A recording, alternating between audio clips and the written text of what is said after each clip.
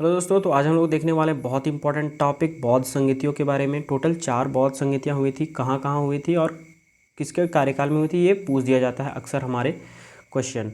ठीक है, तो सबसे पहला जो बौद्ध संगीति हुई थी वो राजगृह में हुई थी और अजात शत्रु के टाइम पे हुआ था। तो ये याद करने का एक ट्रिक है कि ए के से याद कर सकते हैं, जैसे ए से अजात शत्रु, के से कालाशोक, फिर ए से अशोक, फिर के से कनिष्क। तो ए के से आप सबको किसके कार्यकाल में राजाओं का नाम याद हो जाएगा। उसके बाद डेट जो है, सबसे पहले 483 बीसी में, 483 बीसी में ही गौतम बुद्ध का मृत्यु हुआ था। तो उस टाइम ही ये कराया गया था 483 में। फिर 100 साल बाद 383 में आपको कराया गया था दूसरा, जो कि कालाशोक के टाइम पे हुआ था। तो सबसे पहले जो कराया गया था वो राजगृह में, पहली राजधानी। फिर दूसरा कराया गया था वैशाली में, फिर तीसरा पाटलिपुत्र में और चौथा कश्मीर कुंडलवन में। तो देखिए, पहला 483 में, 100 साल बाद 383 में, फिर 250 बीसी में, फिर 72 एडी में। तो ऐसे आप सब याद कर सकते हैं। ए के से अजातशत्रु, कालाशोक, अशोक और कनिष्क।